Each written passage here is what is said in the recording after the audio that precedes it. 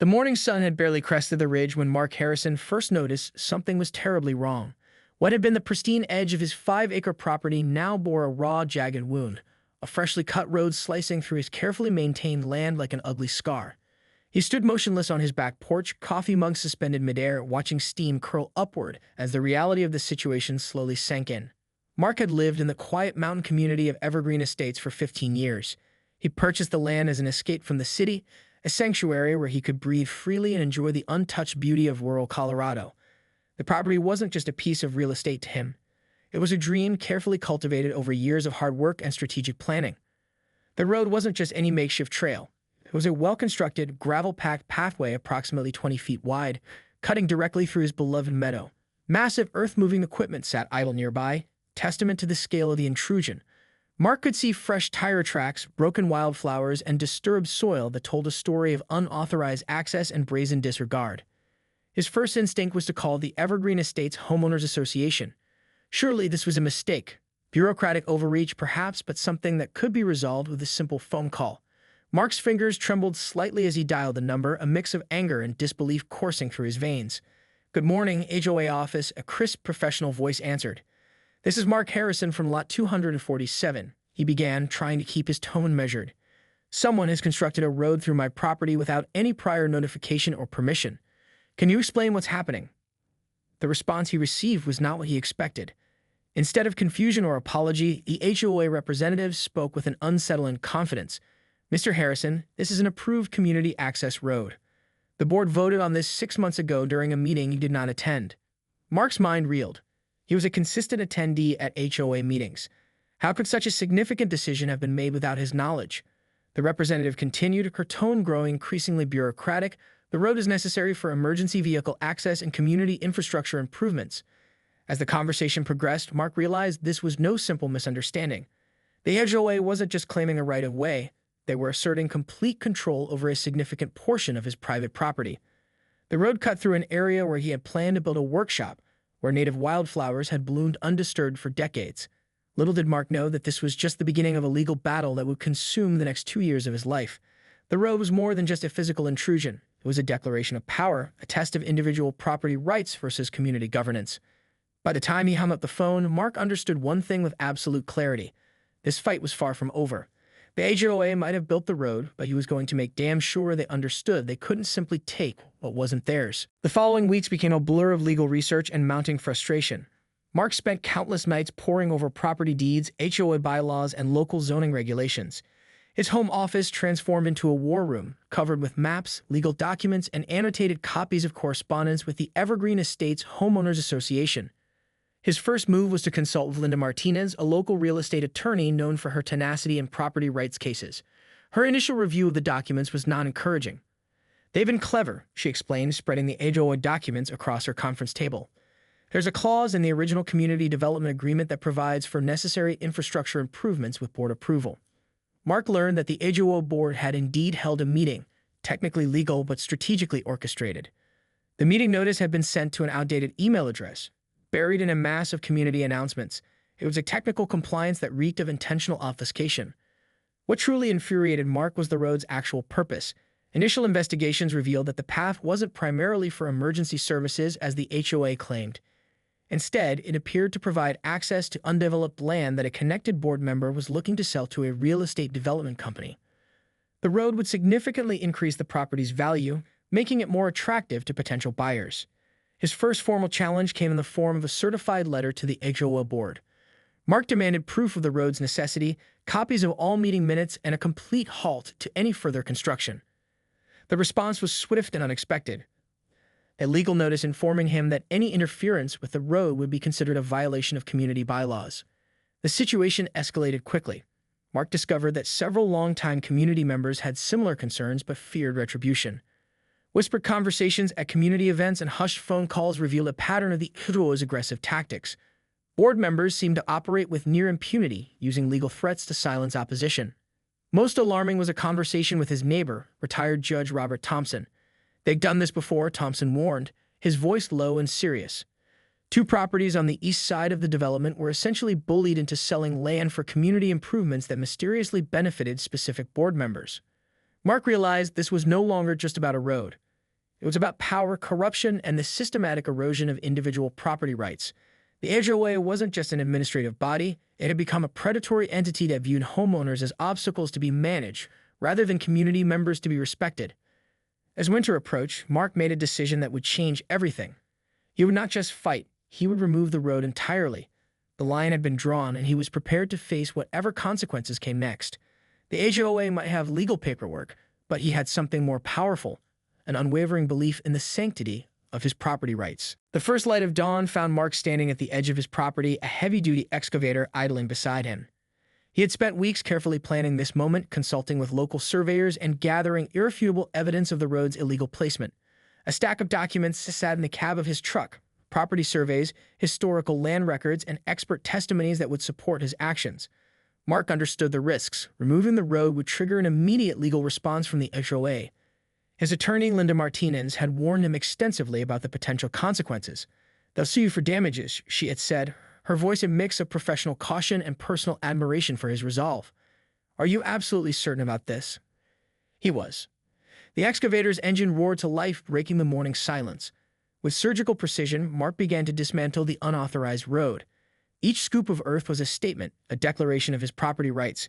He worked methodically, removing the gravel, reshaping the land, replanting native grasses and wildflowers that had been destroyed during the road's initial construction. Neighbors watched from a distance. Some viewed him as a heroic stand-taker, others as a troublemaker risking everything. Robert Thompson, the retired judge, observed from his front porch, a knowing smile playing on his lips. He understood the deeper principle at stake. By midday, little evidence remained of the road. Mark had meticulously restored the land to its original state, erasing the HOA's unauthorized intrusion. He knew the calm wouldn't last long. The legal storm was coming. True to prediction, the first letter arrived within hours. The Evergreen Estates HOA served Mark with a cease and desist order, followed quickly by a lawsuit demanding restoration of the road and significant monetary damages. The claims were extensive: obstruction of community infrastructure, interference with emergency access, and willful destruction of community property. Linda Martinez reviewed the documents with a critical eye. "They're overreaching," she told Mark, "but they're banking on intimidation. Most people would back down at this point." Mark wasn't most people. The lawsuit revealed more than the HOA intended. Discovery would force them to produce documents about the road's original approval, its supposed necessity, and the board's decision-making process. Mark saw an opportunity where others might have seen only a threat. What the HOA didn't know was that Mark had been gathering evidence for months. Emails, meeting minutes, property records, a comprehensive file that would expose the true nature of their actions. This was no longer just about a road. It was about holding a powerful organization accountable for its actions. As winter settled over Evergreen Estates, Mark prepared for the fight of his life. The road was gone, but the battle was just beginning. The HOA had sued him, believing they could break his spirit. They were about to learn just how wrong they were. The courtroom felt like a pressure cooker of tension. Mark sat beside Linda Martinez, his composure a careful mask of calm determination. The HOA's legal team arrived with a small army of lawyers, their expensive suits and confident demeanor a stark contrast to Mark's more modest appearance. During the preliminary hearing, something unexpected began to unfold. Linda's strategic approach wasn't just about defending Mark, it was about exposing the HOA's systematic misconduct. She had meticulously compiled a dossier that went far beyond the single road dispute. Robert Thompson, the retired judge, had become an unexpected ally. His connections and deep understanding of local property law proved invaluable. He helped Mark and Linda navigate the complex legal landscape, providing insights that went beyond typical legal strategy. The breakthrough came during a contentious deposition of Harold Weinberg, the HOA board president. Under oath, Weinberg's carefully constructed narrative began to crumble. When pressed about the road's true purpose, his responses became increasingly evasive. Linda's questioning revealed a web of conflicts of interest that stretched back years. Documents emerged showing that the road's true purpose was to increase access to undeveloped land owned by a development company with direct ties to several HOA board members. What had initially seemed like a simple infrastructure project was actually a calculated move to enhance property values for a select few. Mark's property survey, conducted by an independent expert, demonstrated that the road violated multiple zoning regulations and encroached beyond the HOA's claimed right-of-way. The surveyors found discrepancies in the original boundary markers that suggested intentional manipulation of property lines. Local media began to take notice. What had started as a seemingly minor dispute between a homeowner and his HOA was transforming into a significant expose of potential corruption. Investigative reporters started digging, uncovering a pattern of similar disputes in other communities managed by the same HOA management company. The most damaging revelation came from an unexpected source. The former HOA board member, tired of the organization's unethical practices, came forward with internal communications that painted a damning picture. Emails showed deliberate attempts to mislead homeowners, manipulate meeting notices, and push through decisions that benefited a small group of insiders. Linda's strategy was brilliant. Rather than simply defending Mark against the lawsuit, she was putting the HOA itself on trial.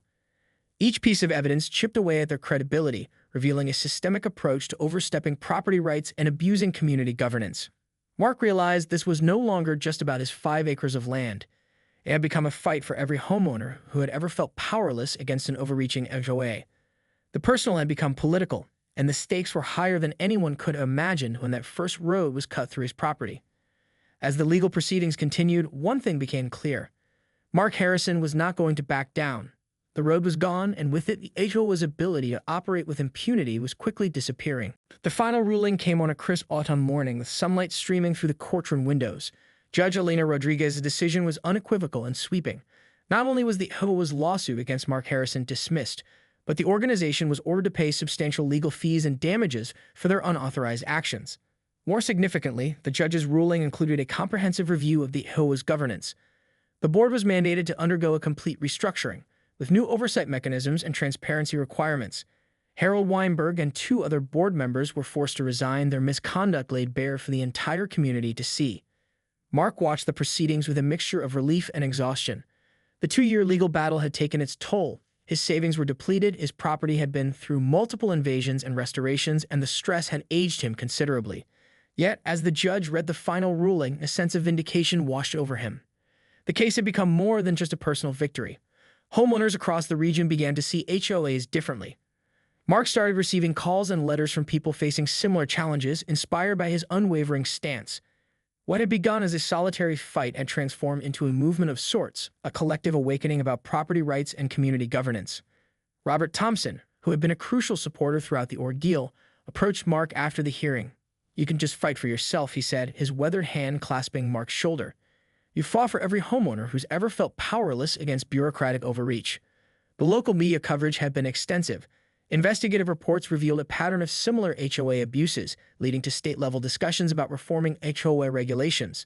Mark found himself unexpectedly thrust into the role of an advocate, speaking at community meetings and legislative hearings about property rights and ethical community management. His property, once scarred by an unauthorized road, had been fully restored.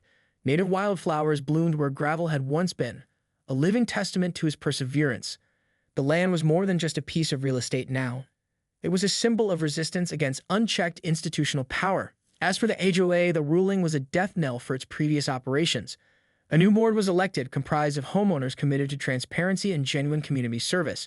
The development plans that had motivated the original road construction were abandoned, protecting the natural landscape that residents had come to cherish. Mark never sought to be a hero. He was simply a man who believed in standing up for what was right, who refused to let an institution trample his rights. His journey was a reminder that individual action could create meaningful change, that one person's resolve could challenge an entire system. Years later, when people in Evergreen Estates spoke of the great HOA battle, they would point to Mark Harrison's property, a piece of land that stood as a monument to personal integrity, resilience, and the power of fighting for one's principles.